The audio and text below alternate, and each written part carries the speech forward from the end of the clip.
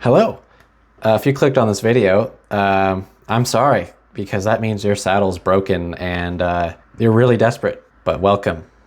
This is exactly the place you need to be because in the land of desperation, I am king. And I've done this once before. I've repaired this saddle before. I repaired it so well, and there was a tiny hairline crack that I did not address that when I retensioned it, several rides later, went over a big bump. That's a stress riser. Boom. Cracked across again. So the method works. And because I've got nothing left to lose at this point, I figure why not do it again and kind of show you how it works.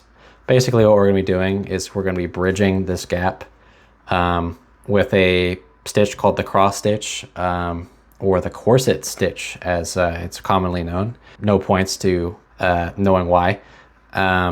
And then what we're going to be doing is we're going to be laminating a patch across the back, which I did on this one and it worked well. And what I did last time was I grabbed these in pliers just to force them through, and it works fine. If you're a leather worker and that makes you mad, then I understand. And what you want to do, what I did before was I started back in good leather before the split, just to kind of help stabilize the region so if it tries to grow or run further. So its crack starts there. I can use this corner hole that I already used, so let's just grab that one. Just like that. So next thing I'm gonna do is run my needles or run my thread back through the opposite one, just to give ourselves kind of a really nice starting point. And this is really tricky in the best of times, but even trickier to film. And once we get going, we're gonna try to keep these kind of taut, just so that they're doing something. Then, wow, I just broke a needle. That's crazy. What? You're not supposed to wrench on needles with pliers? That's crazy. All right, so basically what we're gonna do is just alternate crisscrossing and then looping down from below. Like I said, not exactly rocket science. Trying to keep some spacing that we had before. Bada bing.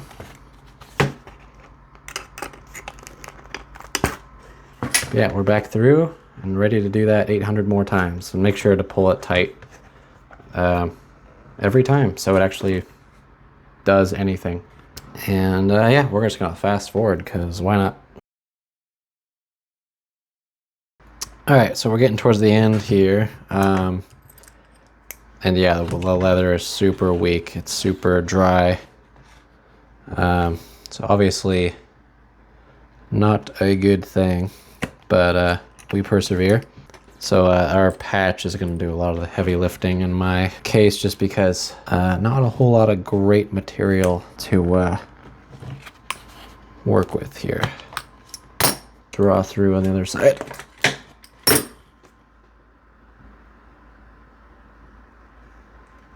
And then kind of look like a thing. Draw them tight. Just close up the gap. But I spaced these further apart than the original just to try to find some good material. And if there's a traditional really strong knot for tying this off, I don't know what it is, so we're just gonna do this.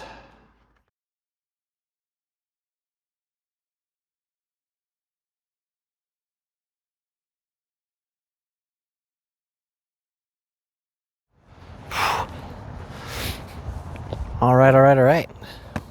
Repair completed. Retensioned it as much as I could without whatever special tool this takes. It's not the same as the Brooks.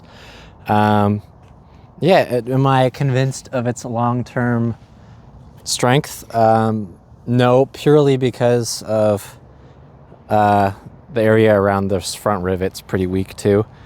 But I think the actual repair is not the weak point anymore.